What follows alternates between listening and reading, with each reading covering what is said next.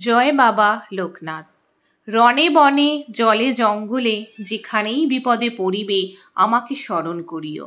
লোকনাথ বাবার বিখ্যাত বাণী আমরা সকলেই জানি। নমস্কার বন্ধুরা, আমি কুহেলি। আজকে আমি আপনাদের কাছে এই ভিডিওর মাধ্যমে তুলে ধরব লোকনাথ বাবার পূজার সঠিক সময়সূচি, লোকনাথ বাবার পূজার কিছু নিয়ম, লোকনাথ বাবার প্রিয় ফুল ও লোকনাথ বাবার পূজায় কি কি ভোগ নিবেদন করা উচিত, পূজার প্রণাম মন্ত্র ও লোকনাথ বাবার 10টি বাণী যা মেনে চললে মানসিক অশান্তি ও অর্থ সংকট দূর হয়, জীবন হয়ে ওঠে সুমধুর। তাহলে চলুন ভিডিওটা শুরু করা যাক এবার। মহাযোগী শ্রী শ্রী লোকনাথ ব্রহ্মচারী বাংলার 1137 সাল, ইংরাজির 1730 খ্রিস্টাব্দে জন্মাষ্টমী তিথিতে জন্মগ্রহণ করেছিলেন। তাই অনেকেই লোকনাথ বাবাকে শ্রীকৃষ্ণের অংশ বলে মনে করেন।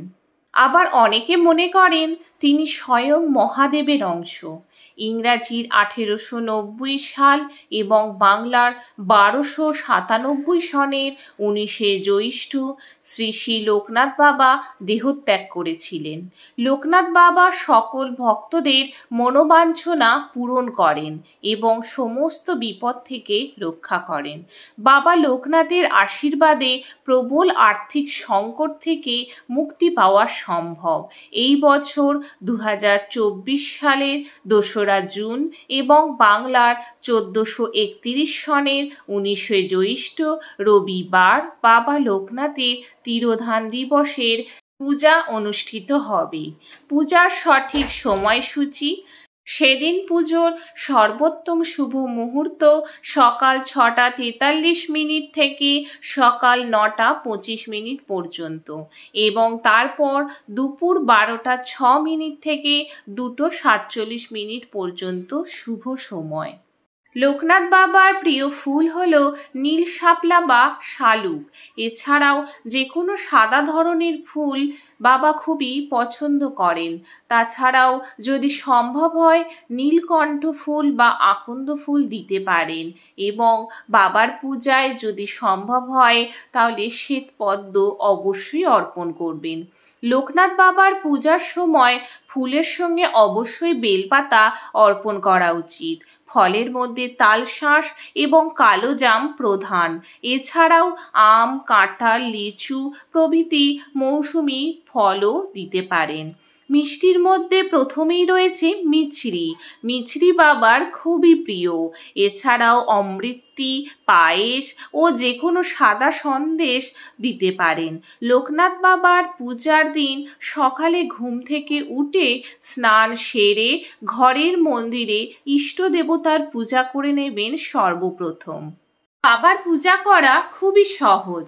এমনকি বাবার চিত্রপট কোনো গৃহে যদি যত্ন সহকারে রাখা হয় তাহলে সেই গৃহে অর্থ সংকট হয় না ও সর্বদা সুখ শান্তি বজায় থাকে।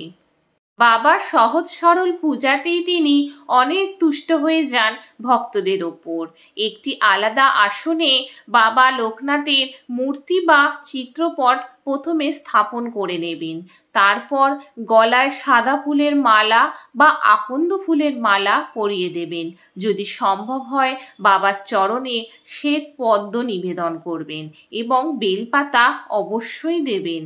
ফলের মধ্যে তালশাঁস, কালো জাম ও লিচু এগুলি ভোগ হিসাবে নিবেদন করবেন এবং মিষ্টির মধ্যে পায়েস, মিছরি, সাদা সন্দেশ ভোগ হিসাবে নিবেদন করবেন। সমস্ত ভোগের মধ্যে তুলসী পাতা অবশ্যই দেবেন। বাবা লোকনাথকে স্বয়ং শিবের অবতার বলা হয়, তাই বাবা লোকনাথের পূজার সময় অবশ্যই দেবাদিদেব মহাদেবের পূজা করবেন। লোকনাথ বাবার পূজার সময় অবশ্যই এই প্রণাম মন্ত্রটি জপ করবেন। নমামি বারদি চন্দ্রং নন্দন কাননেশ্বরং হরিম। ওং নমঃ শিবায় শান্তায় কারণত্রয় হেতবে। জয় বাবা লোকনাথ, জয় শিব লোকনাথ, জয় ব্রহ্ম লোকনাথ, জয় গুরু লোকনাথ। লোকনাথ বাবার পূজার সময় অবশ্যই এই প্রণাম মন্ত্রটি পাঠ করবেন। পূজার সময় ধূপ প্রদীপ অবশ্যই জ্বালাবেন এবং আরতি করবেন। পূজা শেষে পাঁচালি পাঠ করবেন। লোকনাথ ব্রহ্মচারীর প্রণাম মন্ত্র জপ করলে সকল সমস্যা থেকে মুক্তি পাওয়া যায়। এবার আমি লোকনাথ বাবার 10টি বাণীর কথা বলবো। কোনো কাজ শুরুর আগে এবং বিপদ থেকে মুক্তি পেতে লোকনাথ বাবার নাম স্মরণ করা উচিত। আবার কোনো জাতকের রাশিতে বীজ যোগ, দারিদ্র্য যোগ থাকলে অবশ্যই লোকনাথ ব্রহ্মচারীর পূজা করবেন। আবার আর্থিক সমস্যা থেকে মুক্তি পেতেও এই মন্ত্র জপ করবেন। পাশাপাশি বাবা লোকনাথের পূজা করলে আর্থিক পরিস্থিতিও উন্নতি হয়। লোকনাথ বাবার 10টি বাণী।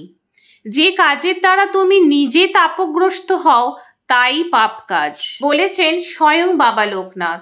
সব নারায়ণের, আমার কিছু নয়, এটি সর্বদা মনে রাখবে এবং ক্রিয়া করে ক্রিয়ার পরাবস্থায় থাকবে।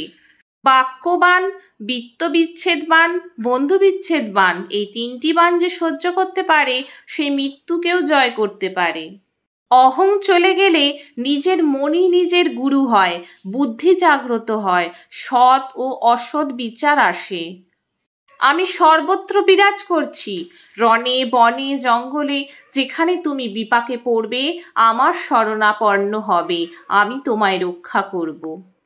দিন দরিদ্র অসহায় মানুষের হাতে যখন যা দিবি তা আমিই পাবো, আমি গ্রহণ করব। দারিদ্রতায় ভরা সমাজের দুঃখ দূর করার জন্য সর্বদা চেষ্টা করবি। ইচ্ছায় হোক অনিচ্ছায় হোক, যে সন্তান মায়ের আদেশ পালন করে ভগবান তার মঙ্গল করেন।